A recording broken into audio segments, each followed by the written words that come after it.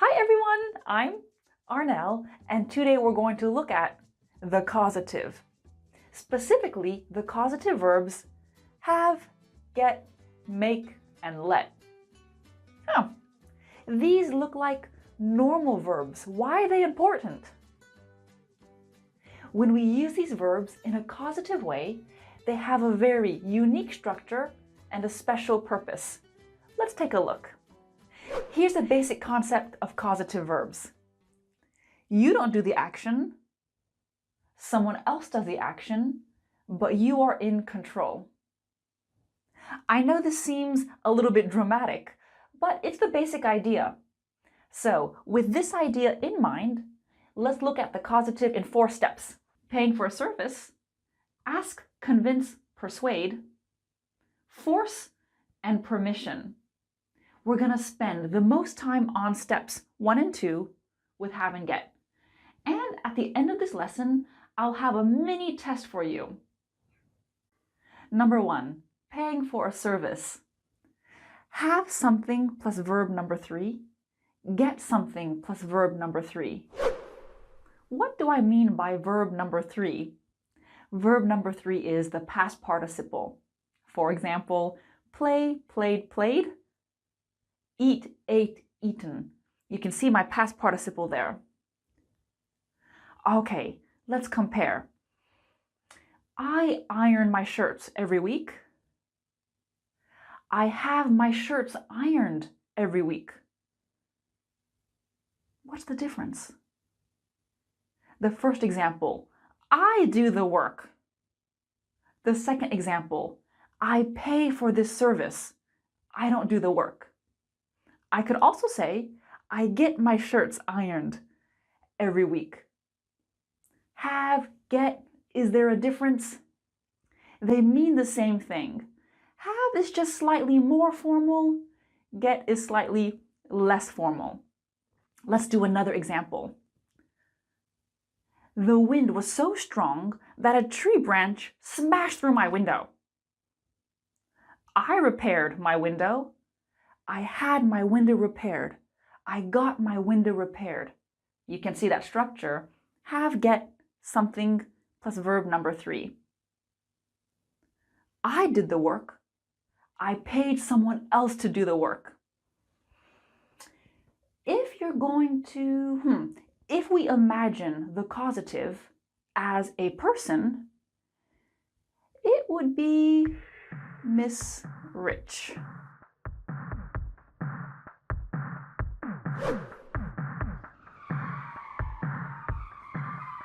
I get my nails done every week. I'm having my pool cleaned tomorrow. I get all of my meals cooked by my very own chef. Foofy and I had our portrait painted. And you can use this structure with any tense. Present simple, present continuous, past simple. You can even use a modal verb. I might have my boat repainted. Okay, obviously we don't only use a causative for big expensive services. For example, what supermarket do you go to? I hate food shopping. I just order my groceries online and get them delivered. Groceries are all the things you can buy in a supermarket. Groceries. Groceries. What's the difference? I had my groceries delivered. I had delivered my groceries. Are these the same thing? No, big difference. Which one is causative? The first one, right? Have something verb 3. The second example is what we call the past perfect tense.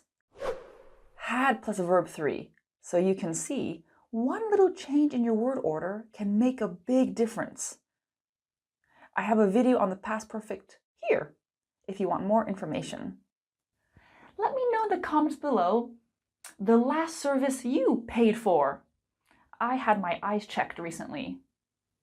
Last point in part 1. Because we are paying for a service, we don't need to say who does the action. I get my nails done every week. Done In terms of beauty, done means styled. I get my nails done every week. I got my hair done last week.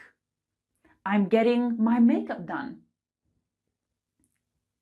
I don't need to say, buy a nail technician.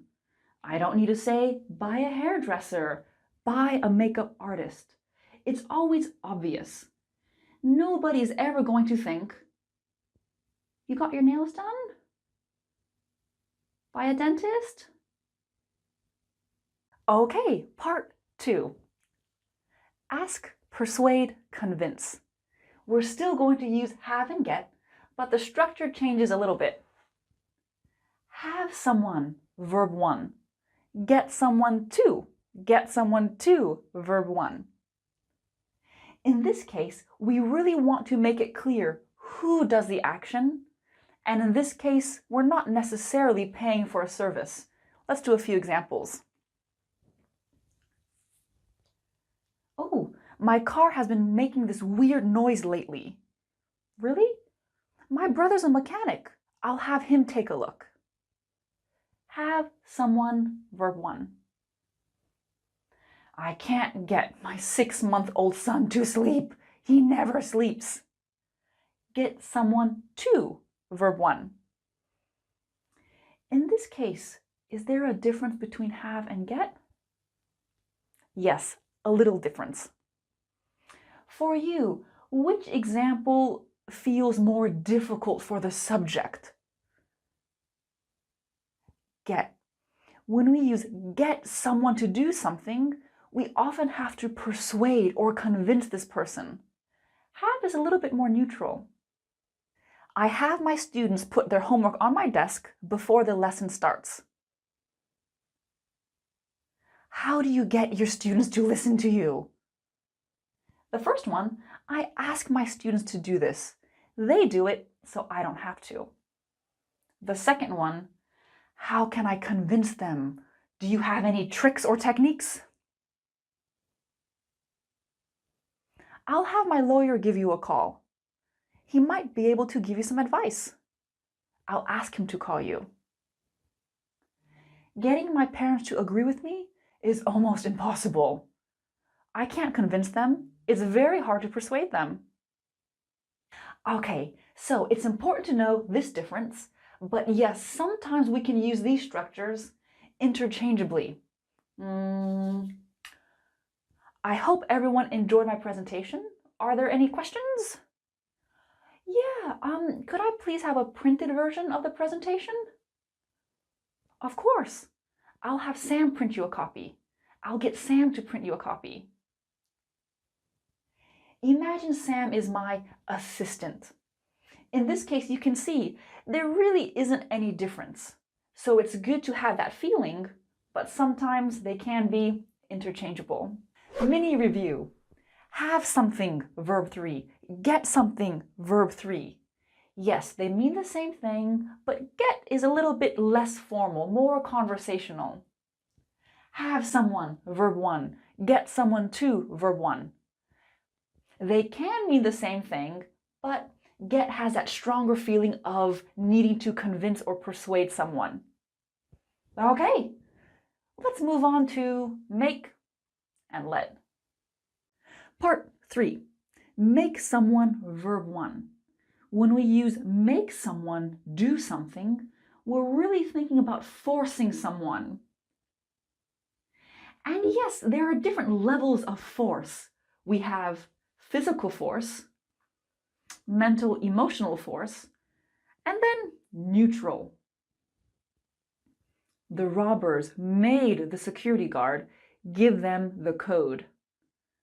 Did the security guard have a choice? No, the robbers made him do it. Sometimes my boss makes us work late on Fridays. Do we have a choice? Not really, but this isn't exactly physical force, is it? Stop making me laugh. Do I have a choice? No, you're so funny, I can't stop laughing. Can you give me an example in the comments below using make? My kids make me cut the crusts off of their sandwiches. Whew. Last one, let. We're almost done. Let someone do something. We're giving someone permission. We're giving someone a choice. And remember, let is an irregular verb. Let. All the forms are the same. My professor let us use our phones during the test. Did our professor force us to use our phones? No. Did we have a choice? Yes. If you wanted to, you could use your phone. If not, that's also fine. My sister lets me borrow her car whenever I need it. Does she force me to borrow her car? No. Do I have a choice? Absolutely. If I need her car, I have permission. And of course, in the negative, this means no permission. My landlord won't let me have a pet in the apartment. Do I have a choice? No, I don't have permission. I cannot have a pet. And let isn't only about permission for people. It can also mean to allow something to happen. When you open a bottle of wine, let it breathe for 30 minutes before drinking. This allows the wine to breathe. Okay, let's do a mini test.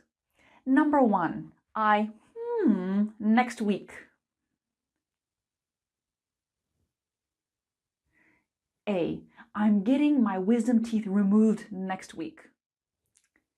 This is a common mistake or a common problem with the causative. A lot of times students understand why we need this grammar when we use this grammar, but oftentimes they don't quite get the structure right. So we can't change the word order, and we can't use a different form of the verb. By the way, wisdom teeth are those big teeth at the back of your mouth that you get when you're an adult. And you do need to remove them sometimes. Number 2, a new washing machine. C, I had my landlord buy a new washing machine. Once again, A and B don't work because they're not the correct structure. Last one, number 3, my boss, while I work. B, lets me. My boss lets me listen to music while I work. Technically, A and C are correct, but they're not really natural, right? A, my boss makes me listen to music. Why would your boss force you to listen to music? My boss gets me to listen to music. Again, why would your boss need to convince you to do that? You either want to or you don't. Okay, wonderful. So, I hope today's lesson was helpful. I hope the difference between have, get, let, and make, I hope the differences are clear. You know what? Your comments always make me smile, so leave me one down below. I can't wait to see you soon. Thank you. Bye.